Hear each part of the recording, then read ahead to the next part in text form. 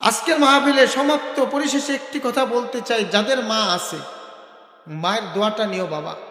কারণ মায়ের দোয়া ছাড়া তুমি নিজেকে যত বড় ভাবো আর বড় মনে করো, তুমি কোনোদিন অগ্রসর হইতে পারবা না। কেন? মায়ের দোয়ার এত দাম। আপনারা দেখেন না বিভিন্ন মাদ্রাসার ছাত্রদেরকে পাগড়ি পরায়। এই যে পাগড়ি পরানোর ইতিহাস কোথা থেকে শুরু হইল শোনেন। বাইজিদ বুস্তামি রহমতুল্লাহ নাম শুনেছেন আপনারা? বাইজিদ বুস্তামি রহমতুল্লাহ আলাই যখন ছোট ছিলেন তার বাবা দুনিয়া থেকে বিদায় হয়ে গেছে। বাইজিদ বুস্তামি রহমতুল্লাহ আলাই এতিম, বাবা নাই। আপনারা এদিক ওদিক তাকান কে? আমার দিকে তাকান, নাকি খারাপ লাগে? ছেড়ে দিব, টাইম কিন্তু শেষ, বললে উঠা যেতে পারি। খারাপ লাগে আপনাদের? এমনি তো ছেড়ে দেব, অল্প একটু সময়, এদিক ওদিক তাকায়। বাইজিদ বুস্তামি রহমতুল্লাহর বাবা দুনিয়ায় নাই। মায়ের মনের মধ্যে বড় আশা। তিনি শুনেছেন যে সন্তান যদি মা বাবার জানাজার নামাজ পড়ায়, বাবা মার জীবনে গুনাহ মাফ করে দিবেন কে? এই আশা নিয়ে তার মনে আরেকটা আশা, সন্তান যদি আলেম হয়, হাফেজ হয়, আলেম এবং হাফেজের বাবা মাকে আল্লাহ নূরের টুপি পরে হাসর ময়দানে উঠাবে। এইটা জানার পর, শোনার পরে তার মনের মধ্যে বড় আশা, আমার ছেলেটা যদি হাফেজ হইতো, আমার ছেলেটা যদি আলেম হইতো, আমি কতই না ভাগ্যবান হইতাম। আশার মধ্যে নিয়া ওস্তাদের কাছে দেয়া বলতেছে, হুজুর আমার মনের মধ্যে বড় আশা, আমার সন্তানটা আলেম হবে, তাকে আপনার মতো বড় আলেম বানায় বাড়িতে পাঠায়েন। বাজার মাদ্রাসায় রাইখা মা বাড়িতে চইলা আসছে। একদিন, 2 দিন, 3 দিন, 6 মাস যখন পার হয়ে যায়, বাইজিদ বুস্তামি রহমতুল্লাহর বাবা দুনিয়ায় নাই।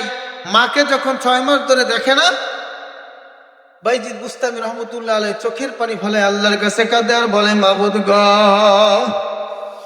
এই দুনিয়ায় আমার মা নাই, আমার বাবা নাই।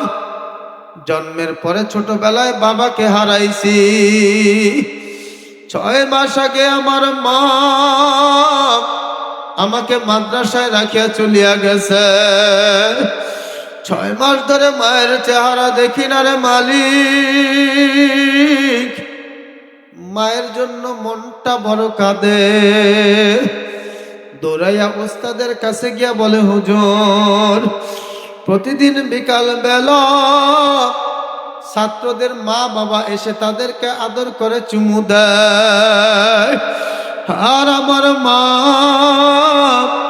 আমাকে 6 মাস আগে মাদ্রাসায় রেখে গেল, আর তো দেখতে আসলো না হুজুর। আমার বাবা তো এই দুনিয়ায় নাই, আমি এখন আমার মাকেও দেখি না, বাবাকেও দেখি না হুজুর। আমার তো মনে চায় আমার মাকে একটু দেখতে যাব, আমাকে ছুটি দিবেন নি? ওস্তাদ বলে, বাবা বাইজিদ, তোমার মা যখন তোমাকে আমার কাছে রেখে গেছে রে বাবা, তখন তার শর্ত ছিল তোমাকে বড় আলেম বানায় বাড়িতে পাঠানোর জন্য। তুমি তো আলেম হইতে পারো নাই রে বাবা, তোমাকে আমি কেমনে ছুটি দেব বলো?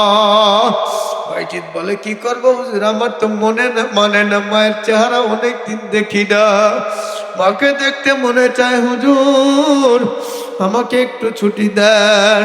এখন ওস্তাদ নিরুপায় হইয়া সন্তানের দাবিও ফালাইতে পারে না, ওদিকে মায়ের শর্ত ভঙ্গ করতে পারে না। হিকমত করে কিছু পড়া দেখাইয়া দিছে। বলতেছে, পড়াটা দিলাম, যদি মুখস্থ কইরা শুনাইতে পারো তাহলে তোমাকে ছুটির ব্যবস্থা করব। শর্ত অনুযায়ী বাইজিদ বুস্তামি রহমতুল্লাহ আলাইহি কিতাব খুলিয়া দেখে 15 দিনের পড়া একদিনে মুখস্থ করা সম্ভব না। আর ওস্তাদের খেয়াল ছিল এই পড়াটা দিবসে মুখস্থ করতে পারবে না, ছুটির দাবিও করতে পারবে না। এই খেয়ালে 15 দিনের পড়া দিছে। বাইজিদ কিতাব খুলিয়া 2 চোখের পানি ফেলায় কাঁদে, আর আল্লাহকে ডাক দিয়ে বলে, মালিক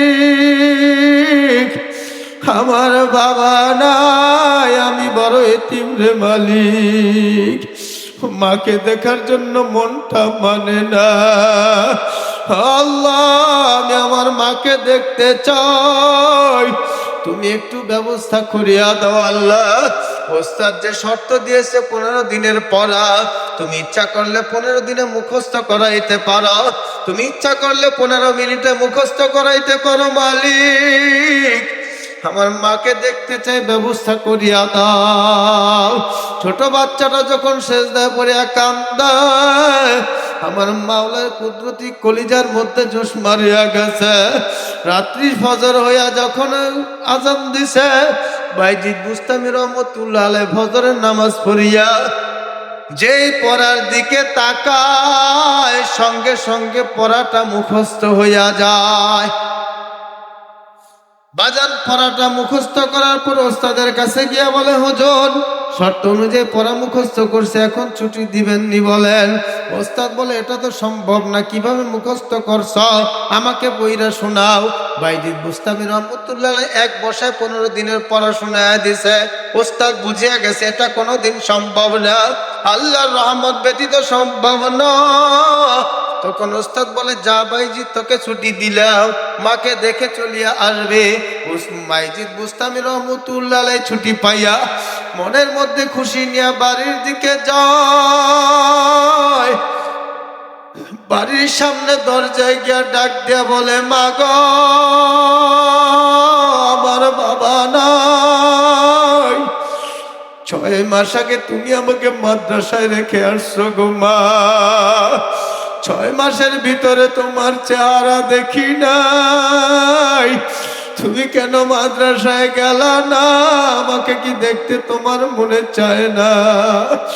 ওইদিকে মায়ের কলিজা সিরিয়া যায়, মা সহ্য করতে পারে না, মা কান্দে কিন্তু দরজা খোলে না। মায়ের ঘরের ভিতর থেকে বলে, তুই আমার বাইজিদ হইতে পারো না, আমি দরজা খুলবো না। বাইজিদ বলে, মাগো কেন? 6 মাসে কি তুমি আমার কণ্ঠ ভুলিয়া গেছো নাকি? আমার কণ্ঠ শুনিয়ে তুমি কি আমাকে চেনো না? ও মা, দরজা খুলিয়া দেখো, আমি অন্য কেউ না, আমি তোমার ছেলে বাইজিদ রে মা। একটু দরজাটা খোলো, মন বড় ছটফট করে তোমাকে দেখার জন্য। বাইজিদের বুস্তামি রহমতুল্লাহ মা ঘর থেকে আওয়াজ দেয়, রে বাইজিদ, আমি তো আমার মালিকের কাছে নিয়ত করেছি, যতদিন তুই আলেম হবি না ততদিন আমি তোর মুখ দেখবো না। তুই যতই কান্দ আমি দরজা খুলবো না। তখন বাইজিদ নিরুপায় হয়ে বলে, মা গো, আমি তোমাকে কথা দিচ্ছি, আমি তোমার ঘরেও যাব না, শুধু বাইরে থেকে তোমাকে একটা নজর দেখবো।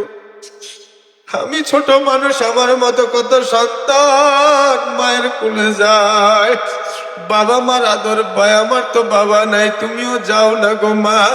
ওস্তাদের শর্ত অনুযায়ী পড়াশোনায় আসছি, ওস্তাদের ছুটি নিয়ে আসছি, মা একটু তোমার চেহারাটা দেখাইয়া দাও, তোমাকে দেখে আমি মাদ্রাসায় চলে যাব মা, কথা দিচ্ছি ঘরে ঢুকবো না। বাইজিদের মা বলে, তোমার জন্য দরজা খোলার কোনো ব্যবস্থা নাই, তুমি যেই দিন আলেম হইতে পারবা সেই দিন বাড়িতে আইবা। নিরাশ হয়ে ছোট ছেলে বাইজিদ কাঁদতে কাঁদতে মাদ্রাসার দিকে যায়। সারাদিন লেখাপড়া করে, রাতে তাহাজ্জুদের নামাজে দাঁড়াইয়া মালিকের কাছে কেঁদে কেঁদে বলে, রে মালিক, আমি বড় এতিম, এই দুনিয়ায় আমার বাবা বলতে কেউ নাই, আমার মা শর্ত দিছে আলেম না হইলে ঘরে ঢুকতে দিবে না। মাবুদ গো, তুমি আমাকে আলেম বানাইয়া দাও। এদিকে বাইজিদ মালিকের কাছে কান্দে, আর ওইদিকে মালিকের কাছে বাইজিদের মা সারা রাত্র ঘুমায় না, চোখের পানি ফলাইয়া কাঁদে আর বলে, মালিক, আমার বাইজিদ বড় এতিম রে মালিক, তুমি আমার বাইজিদকে কবুল করে দাও। মায়ের দোয়ার বরকতে যখন বাইজিদের বয়স 18 হইয়া যায়, আল্লাহর কাছে এমন ভাবে তারা কেঁদেছিল, রে ভাই, ও পর্দার আড়ালের মা, ওরে সন্তান, কান্নার কারণে একদিন রাত্রে বাইজিদের ওস্তাদ স্বপ্ন দেখায়। আল্লাহর নবী আসিয়া বলে, ওরে হুজুর, আপনি আর ঘুমায়েন না, আপনি কি বাইজিদের কান্না শোনেন না? বাইজিদের মায়ের দোয়ার, বাইজিদের চোখের পানি আমার মাওলার কাছে কবুল হয়ে গেছে।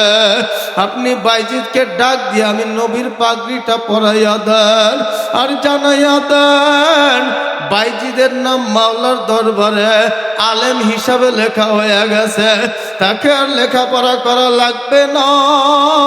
আমি নবীর পাগড়িটা তাকে পরাইয়া দেন। নবীর পাগড়ি পাইয়া হুজুর যখন ঘুম ভেঙে গেছে, ঘুম থেকে উঠিয়া তাকাইয়া তাকাইয়া ওই পাগড়িটাকে বুকের মধ্যে নিয়ে জড়াইয়া ধরিয়া একবার চুমু দেয় আর ডাক দিয়া বলে, রে ভাইজি, তোর চোখের পানি আর তোর মায়ের দোয়া আমার মাওলা ফেরায় নাই। আমি ওস্তাদ হইয়া যেই বরকত পাই নাই রে ভাইজি, আমার আল্লাহ তোকে আমার চেয়েও বেশি বড় নেয়ামত দিয়া দিছে রে ভাইজি। আয় আয় আয়, তোকে আর পড়া লাগবে না, তাকায়া দেখ নবীর পাগড়ি তোকে দিয়া গেছে, নবী আদেশ করিয়া গেছে পাগড়ি তোকে পরাইয়া দেওয়ার জন্য। বাইজিদকে ডাক দিয়া পাগড়িটা বাইজিদের মাথায় পরাইয়া দিয়া এখন বলে, যা তোর মাকে ডাক দিয়া মার সঙ্গে দেখা করে যা। এখন বাইজিদ খুশি হইয়া বাড়িতে গিয়া যখন মাকে ডাক দিছে, মা গো, আমি তোমার বাইজিদ এসেছি, দরজা খুলবানি। ডাক দেওয়ার সঙ্গে সঙ্গে মা দরজা খুলিয়া দিছে। বলে, বাবা আয় আয় আয়, আমি তো তোর জন্য অপেক্ষা করতেছি রে বাবা। বাইজিদ ডাক দেয়া বলে, মা গো, ওই দিন ছোটবেলায় যখন আসলাম কানলাম, দরজা খুলতে বললাম, তুমি আসলা না, দরজা খুললা না, দেখা দিলা না। আর আজকে ডাক দেওয়ার সঙ্গে সঙ্গে কেন চলিয়া আসলা, কেন দরজা খুললা? বাইজিদের মায়ে বলে, বাবা ওই দিন তুমি এসেছো কিন্তু নবী তো আসে নাই।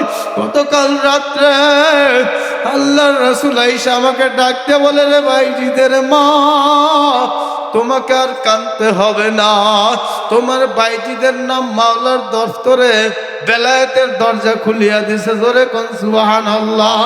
যদি আল্লাহর রাসূলের থেকে মেসেজ না পাইতাম, আজকেও যদি তুমি চিৎকার মারিয়া কাঁদতা, আমি কোনোদিন দরজা খুলতাম না। বাজার বাইজিদ বুস্তামি রহমতুল্লাহ আলাইহির মায়ের দোয়ার বরকতে বাইজিদ বুস্তামি রহমতুল্লাহ আলাইহিকে আল্লাহ পাক রব্বুল আলামিন এমন ভাবে কবুল করছেন। এক বৈঠকে বৈশা বাইজিদ বুস্তামি রহমতুল্লাহ আলাইহি বয়ান করতেছে, তার বয়ানে এক মজলিসে কমপক্ষে 5 লক্ষ খ্রিস্টান মুসলমান হয়ে গেছে।